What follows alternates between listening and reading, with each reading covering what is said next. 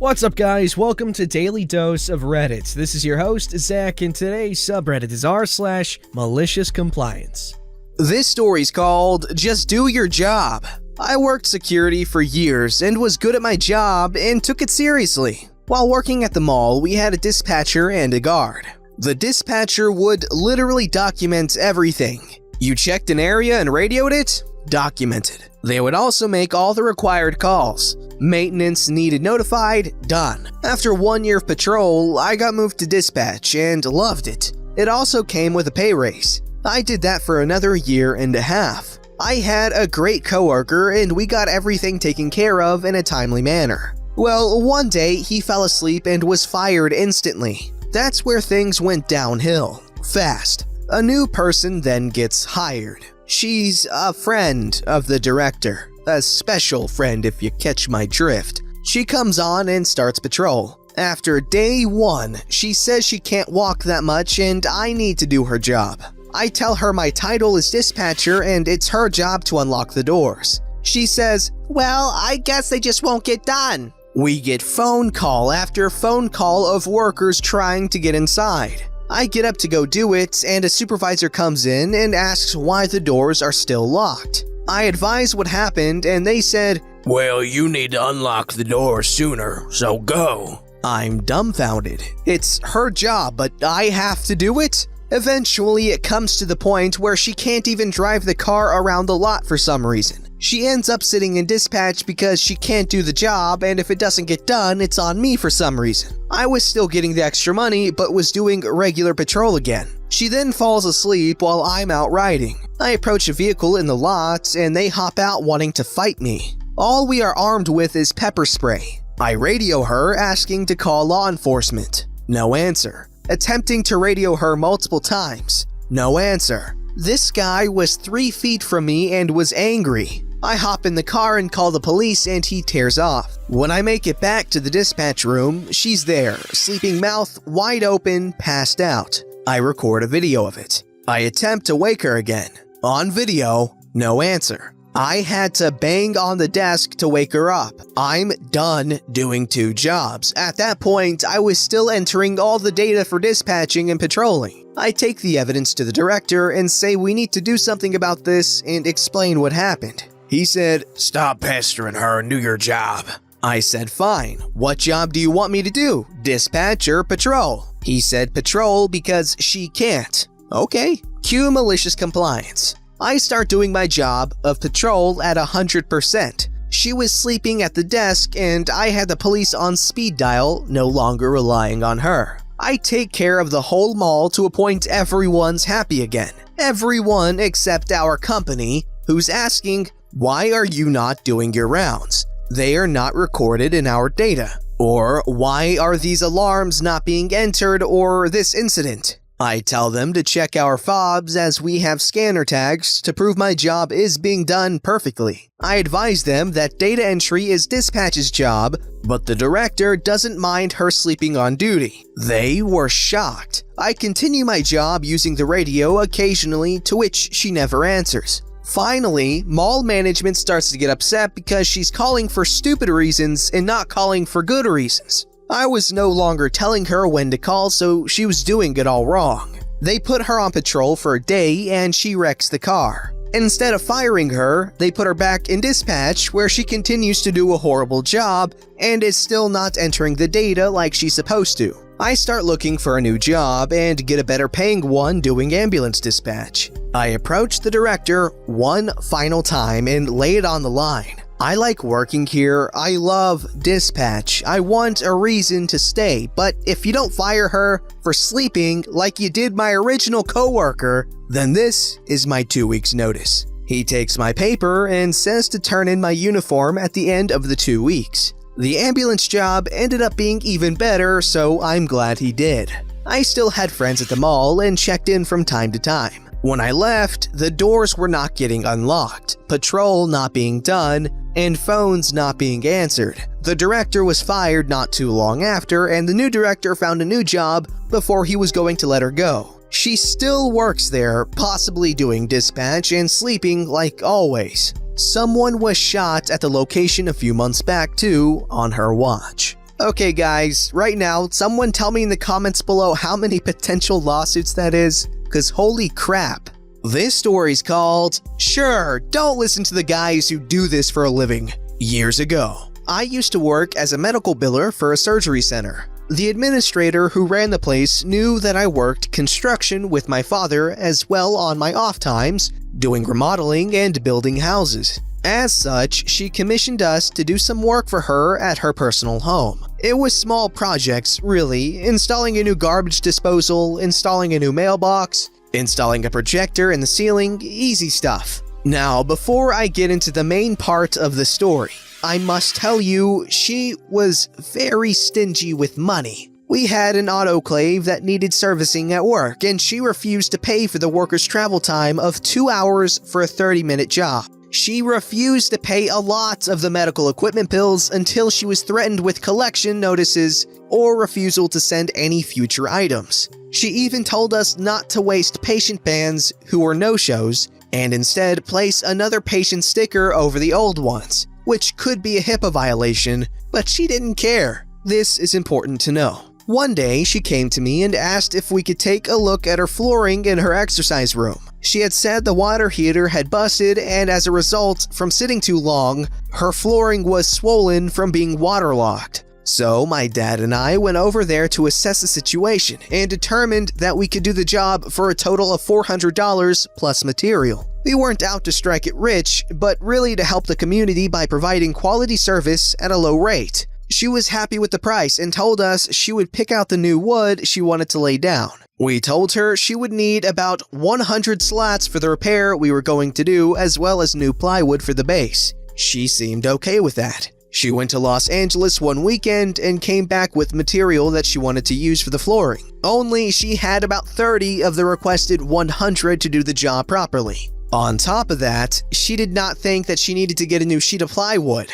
We informed her that the old plywood was moldy, swollen, and would only cause problems down the road. She eventually agreed to purchase a plywood replacement, but she was not going to purchase more wooden slats. Instead, she demanded we use most of what was already there. Yes, the swollen pieces, but to tear up the slats in the little alcove that was not hit with water damage and place the damaged ones there. We did everything we could to convince her this was a bad idea. We told her that wood doesn't magically shrink when it dries out. We told her that joining the swollen pieces with non-swollen pieces would be near impossible. We told her that the moisture would invite more trouble down the road and provide for an uneven floor setting. She was having none of it. She knew better and did not want to spend more than she already had. So we went to work. We tore up the old pieces, saved the best ones, and started laying down the new pieces first. Then we tore up the pieces in the alcove and matched them with the new pieces too. Per her instructions, we placed the least damaged slats in the alcove, doing everything we could to make it look presentable. Lo and behold though, it was uneven. It raised in spots, it had gaps in spots. It didn't quite fit right. But that's what she wanted done, and that's what she was going to get. Despite our best efforts, we were absolutely shocked when she said the flooring looked terrible, despite us telling her that it would look horrible with the damaged slats. Okay, no, we weren't really shocked at all. She demanded that we tear up the floor again and fix it right away. We told her, sure, but you'll have to pay us another $400 plus get the other slats that we requested. She got livid and said we were horrible people and refused to continue on. The next day, I quit the job after she came in and badmouthed my dad in front of my coworkers. But I heard from my coworkers that she had to hire someone else to do the job, and it cost her $1,200 for the labor alone, plus $400 for the wooden slats. All because she was so certain she knew better than the guys who have been doing the work for years. Okay, while this was a good story and I'm glad he shared, this is not malicious compliance because he did not comply out of malice. He complied out of, that's just what she's ordering. He's just following instructions for the sake of following instructions, not out of malice, like the name suggests in malicious compliance. But like I said, very good story, dude.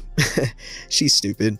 This story's called Got Written Up at Work for Doing What the Customer Asked. This has some petty revenge to it, yet this seemed to be the best place for this story. A bit of backstory. When I was 17, I got my first job at Six Flags. Won't say which one for security purposes. I got a position in the retail department, and I was stationed in the sports memorabilia shop. Basically, it sold sports jerseys, basketballs, footballs, toys, etc. Now, the way things were set up is that the sports shop is small, meaning there was only one employee stationed within the small shop, which is usually me and the other guy who does it, depending on which shift we were doing. Well, anyway, that means not only do I have to man the cash register, but I have to help customers get down any item high enough. Check in the back for an item that wasn't on the main floor, meaning the shop is unattended. And I had to unlock our glass case, which kept our more expensive items if asked. Now, I know some people say it's all part of the job description, but try saying this to someone when it's their first job and your shop got busy. Now, on to the story. I had recently turned 18 and I was a few months into my job, and already I'm hating it. One day during my evening shift, I was in the shop folding up some clothing before stocking it on the shelves when a good amount of people came in.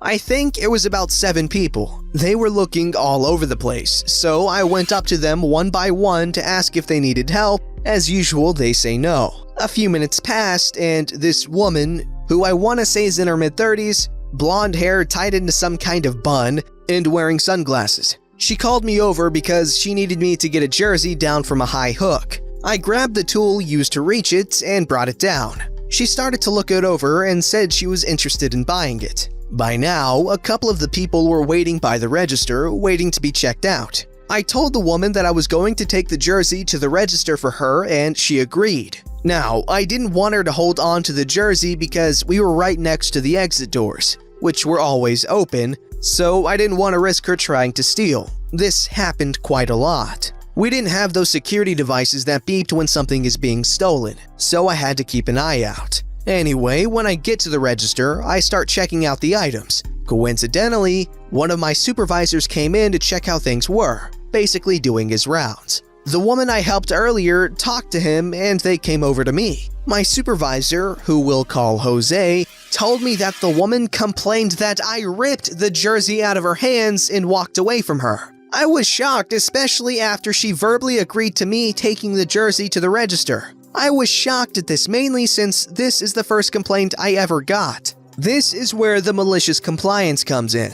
I told my side of the story, but the woman denied it. Jose then had to side with the customer as there were no witnesses at all. And like every employee, you couldn't argue back at the customer and had to suck it up and take the abuse that is thrown at you. She kept on saying this like, "You shouldn't have done that, it was wrong of you." And the mother of all, "That was effed up." All I could do was stand there and reply, "Sorry, ma'am. Yes, ma'am. I understand, ma'am." Right after that last comment, she glared at me from what I could understand from right behind those sunglasses and told me in a cold, irritated voice, "Don't call me ma'am." I don't know what happened or why it happened, but then I replied, "Okay, sir." The woman and Jose's faces dropped completely, but I was more focused on the woman. Her expression was one of disbelief and shock. It looked almost as if someone had insulted her child,